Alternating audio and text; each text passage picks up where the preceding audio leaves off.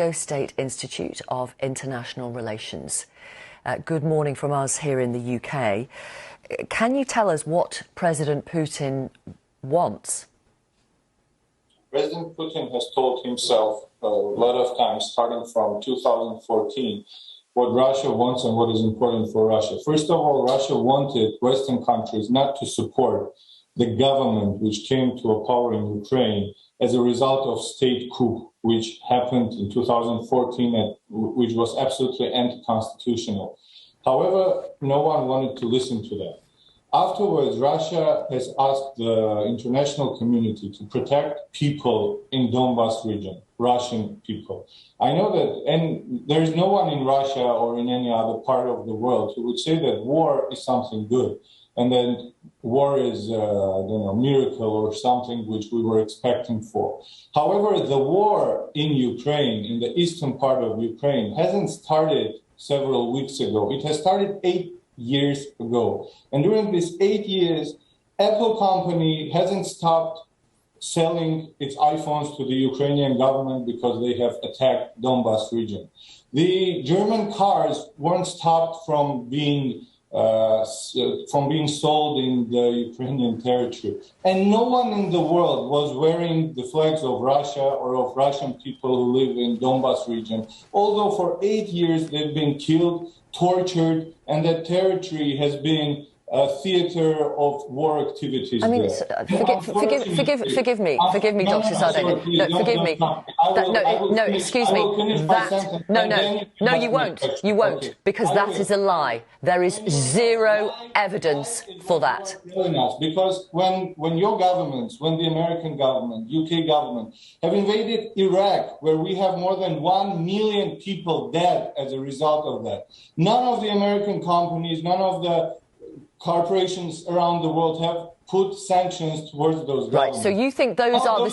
Excuse me. Russia, that Russia is killing someone. Where have you been for this 8 years? You think those are the sins of the West, and so therefore that justifies what President Putin is doing now?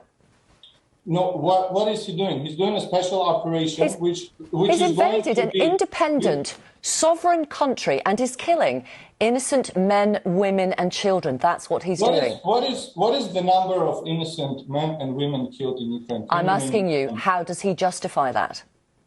No one is justifying the things which weren't done, because Russia's military and Russia's army is not killing innocent people. Russia's army is destroying the military infrastructure in the Ukraine. Oh, come on, this is nonsense. And can you name me the number, please? I asked you. What is the number? I can tell you. Your governments have killed more than 1 million people in Iraq.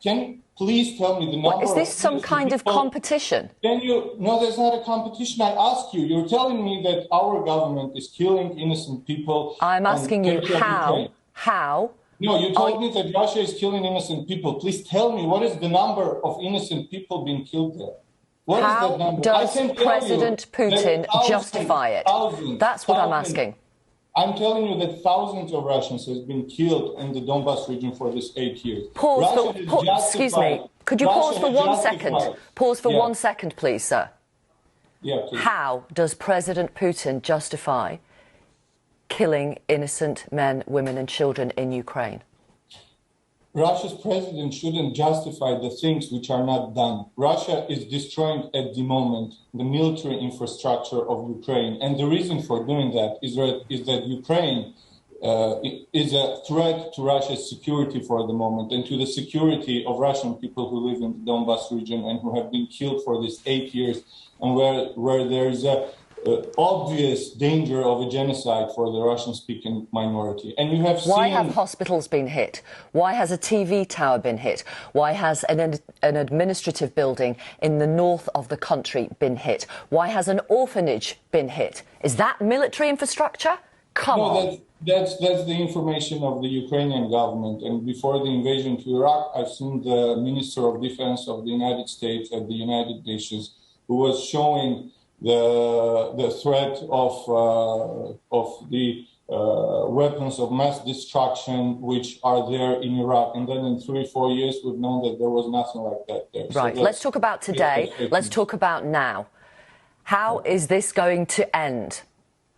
This is going to end with the neutral status of Ukraine, which will not pose any threat to Russian Federation's security. Ukraine shouldn't be a member of NATO. This will end. That's up to Ukraine. Security. No, that's not up to Ukraine, because otherwise... Of course it is. It's an independent country. Look, if that's an independent country, if you remember, at some point there were Russian missiles at Cuba, and no one cared that Cuba is an independent country. There was a huge crisis because of that. So right. Come on. So, sorry. Continue with your sentence. You say, as far as President Putin goes, Ukraine should be a neutral state. Ukraine should be a demilitarized state. It shouldn't pose any threat to Russian people at its eastern borders and to Russian Federation. It doesn't. It doesn't. In Ukraine, that's your opinion. Russia has provided a lot of proofs that it does. And in Ukraine, there shouldn't be any Nazi legions, any Nazi formations, military formations, which want to invade the eastern parts of Ukraine and which pose threat to the Russian population there. Thank you for talking to us today. Thank you. Dr. Henry Sadarian, who is Dean of the School of Governance and Politics.